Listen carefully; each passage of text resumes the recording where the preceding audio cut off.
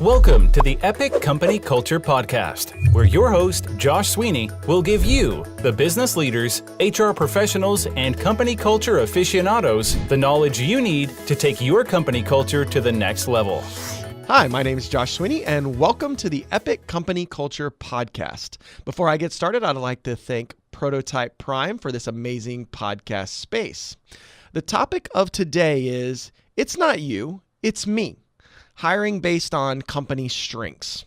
One of the things that we found through hiring at Atcore Systems, my CRM consulting firm that I had, was that everybody really is not a fit based on what the company's strengths are, right? The company has strengths and struggles that it has to overcome, and you have to align the company's strengths and struggles with who you hire. So the hiring process isn't just about what that person's personality is and their strengths and how they're going to augment the team. It's also about how you can assimilate that person into the group and leverage their experience. What do I mean by that? What we did at Atcore Systems was we started to uncover some trends about who we were in a company and how that did or did not match certain hires and employees that we brought on board. The example I like to use is we actually stopped hiring people that we made a decision after multiple poor outcomes that we would no longer hire people that were fresh out of college. The reason is, and going back to the it's not you, it's me theme, is that it really wasn't them. The person that we hire and the people that we hired that uncovered this trend in our organization were amazing team members. They were fresh out of college, but they needed time to learn.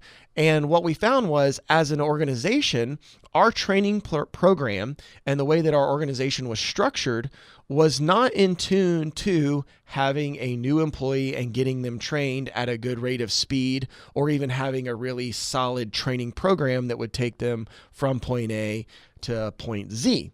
We were a consulting firm, which means that we needed to hire people that would get billable as quickly as possible. So we would land a new project. It would be a $100,000 project or six-figure project, and we needed to put people on it immediately.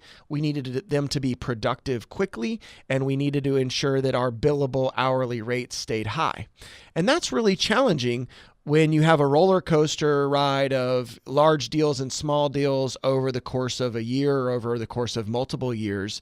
And it creates a challenge in bringing in new employees and figuring out how to get them trained and balance the billable hour. So what we found was it was just significantly easier and better aligned with our company to hire senior level people that could get rolling right from the start, or in a much quicker way.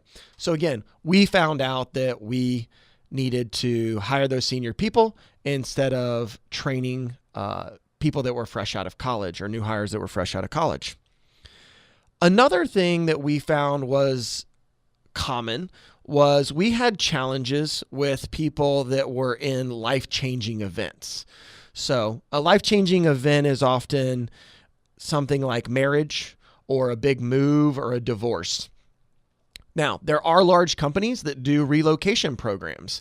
I have a friend that works at a large credit card company, one of the top three, and they relocated him from his location, I believe, in Florida to Georgia, and they handled everything. They pack it, they move it, they make the transition super smooth, and they help you through that process.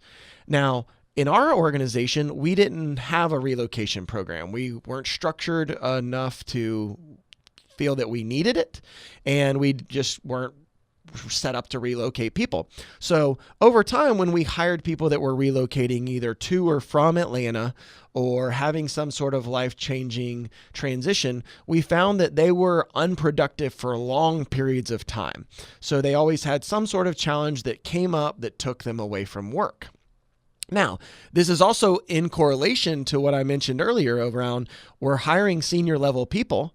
They cost more. We need quicker, faster turnaround times on everything that we're doing, and we have a higher expectation, and the cost of those people is higher. So hiring a person that can't be, that needs to be producing as quickly as possible that's also moving and needs to be out multiple times because their rental property that they moved from is having issues, or their internet hasn't been turned on and they're having continuous issues, or other issues that they have in those life-changing situations, were a challenge to our business because we just weren't set up to be able to manage that. So again, that goes back to it's not you, it's me.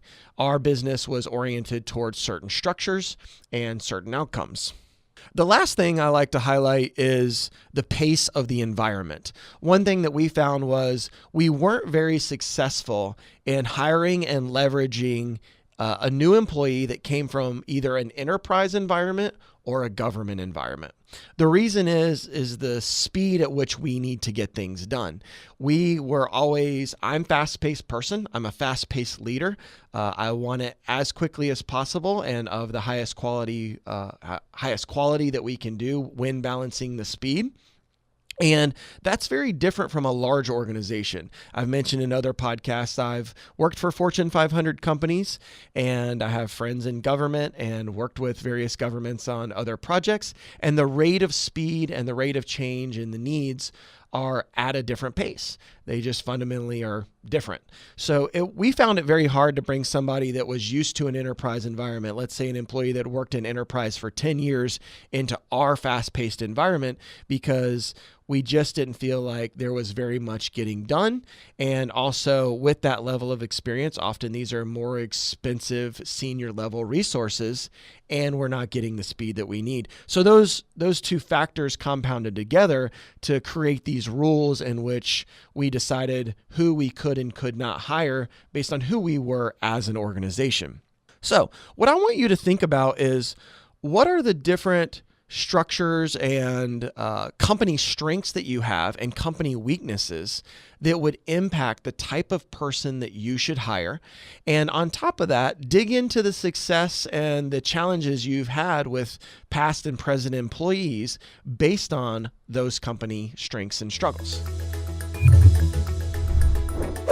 Thank you for tuning in to today's episode of the Epic Company Culture Podcast with Josh Sweeney.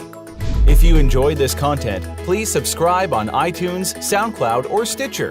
For additional content and transcripts, visit epicculture.co. If you have questions or topics you would like us to address or expand on, tweet us at epicculture1 or email at podcast@epicculture.co.